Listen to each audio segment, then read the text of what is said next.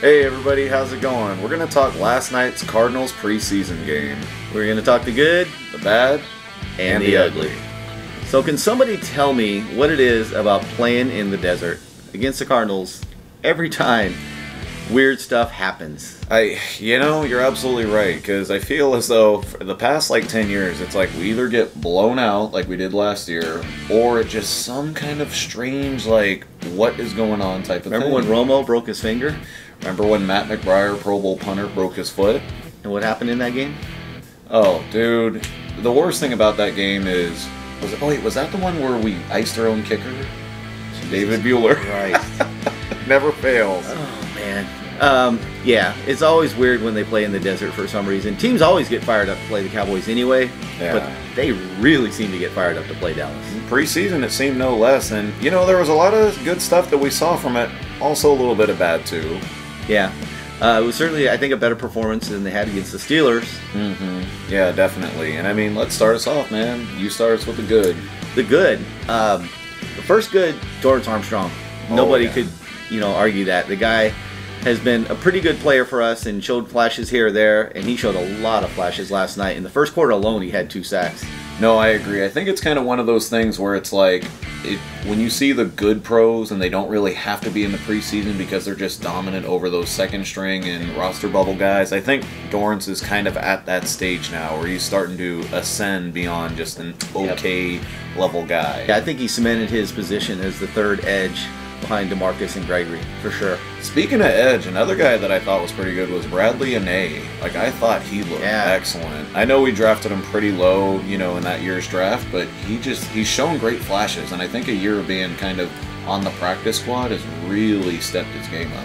Yeah, he is definitely coming around. That spin move was awesome. Yeah, bad decision to hit the quarterback late, but I'll accept that. You get that now, learn it in the preseason. Who else did you have for the good ones? It was Jabril Cox. Jabril Cox, he was the best player on the field in the second half, I think. I mean, he was everywhere. He was making tackles and just breaking up passes. One time he covered a back out of the backfield, and he looked like a cornerback. He just had the guy draped. Pure backpedal, the coverage. Yeah. Oh, dude, he looks solid. I think he's going to be a great coverage rotational linebacker in our already stacked group. I don't think we're far away from Micah and Jabril being the 2 guys in the nickel.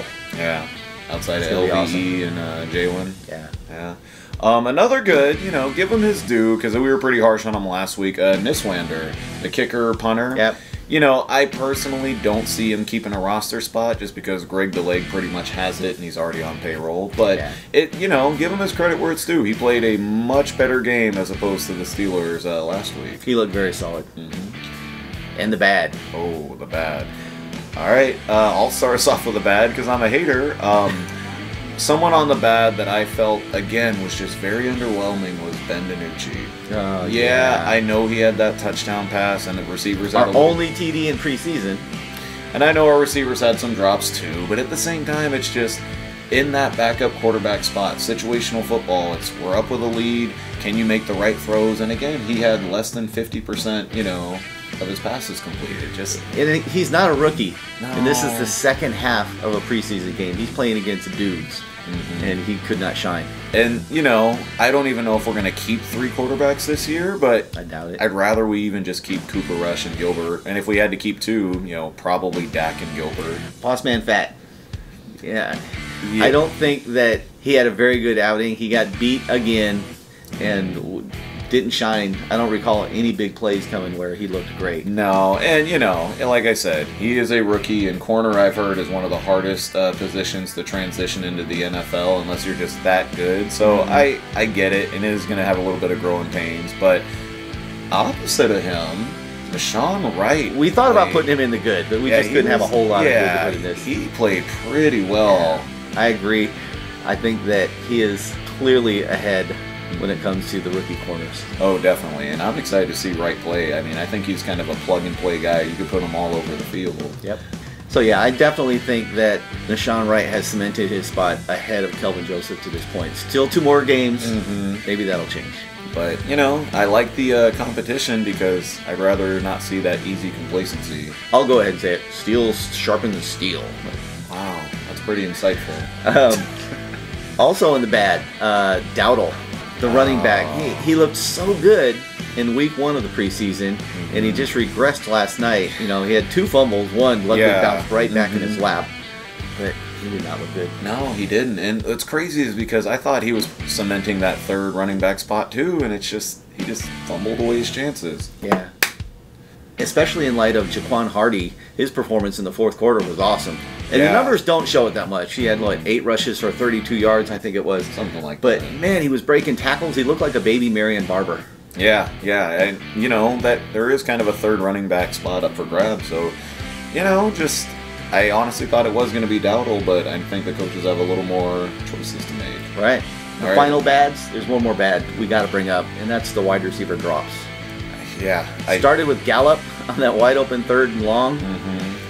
And it My goodness, the guys were dropping balls all over the place. Yeah, and you know, like I said, I know DiNucci, that was part of what put him in the bad for me, but it's just, like receivers, I don't know what it is, just, you know. People want to comment on Dallas' offense not looking good, but God, look who hasn't really even played yet. With Amari Cooper, Lamb, and even though Gallup was one of the guys that had a drop, he's going to be a stud. Well, I think once they go into full swing, it's going to be, you know, like a well-tuned machine. Yeah. All right, Ed, I think we got to get into the ugly now. Yeah, we really do. And this is one of the reasons that Gilbert did not look too good. The Connor Williams center experiment. Just bury it. It's going to be a no for me, dog. Yeah, I mean, if he wasn't flying over the guy's head or knocking Gilbert in the feet, you know, he was just horrible. Dude, he gave me Phil Costa PTSD, like that Romo Redskins game. I was like, oh no, it's happening again, isn't it? It really was. And here's a debatable one. Ed put it in the ugly. I kind of put it on the bad. Maybe it's just a rough play. Jalen. Yeah, we've all seen the play that everybody's posted 100 times on Twitter. And he looked bad. I heard that, you know, if you haven't seen the play, he looks like he's got some kind of outside containment. And they do a read option. And the pass to the flat, quarterback fakes it. And the running back goes right by him, wide open in the flats, catches the ball, and Jalen's just chasing the guy by. Yeah, and, you know, there's 2 theories to it. I personally thought mentally he just froze, like, oh shoot, who was I supposed to cover, who was I supposed to cover? Maybe kind of that jog of shame because he knew he was going out of bounds. That's a little bit more optimistic. Ed, what was your take on it? I think there's a criticism to be had for, you know, freezing and not knowing what you're doing in your, 4th year in the league, 5th year in the league? Yeah. I mean, that was horrible. And he takes those little extra hop steps before he starts running. I don't know if that's a holdover from when the injury happened, or, you know, I heard one theory that he had containment on the quarterback instead. He was making sure he wasn't going to do his thing. I don't know. I don't know the answer. All I know is that play looked really bad, and that's why I put it in the ugly column. Yeah, and, you know, I think I'm a little more optimistic with it that, it's a preseason game. I think he's going to be just fine, but I hope that's not a sign of things to come. He also had a play earlier in the game when he navigated his way down the line and made a tackle on a running back, you know, trying to go around the left side, and that looked great. So I'm not totally, you know, done with the whole Jalen Smith thing like a lot of folks. And I am on record as saying I think he's going to have a bounce back year. So we'll see. Oh, yeah. And I think the final ugly that a lot of us Cowboys fans can be a little bit sentimental about is the injuries. All the way from backup players like Sean McKeon to defensive tackle Neville Gallimore. Yeah, that one hurts. That one really hurts. It's obviously a thin spot for the Cowboys, and he was clearly a step ahead of everybody else. Now, the good news is, as far as we heard, it just sounded like a hyperextended or a dislocated elbow, which they'll probably take a few weeks, maybe a month to get back. So at least knock on wood. Let's hope so.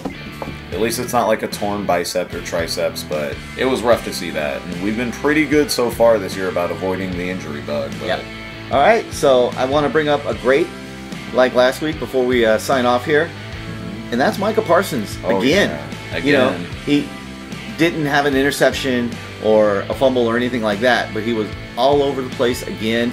Not once did I see him in a spot going, oh, what are you doing, Micah? He didn't slip and fall or chase a running back around the end. No, he looked fast and fluid like he's been there before. He just looked exceptional.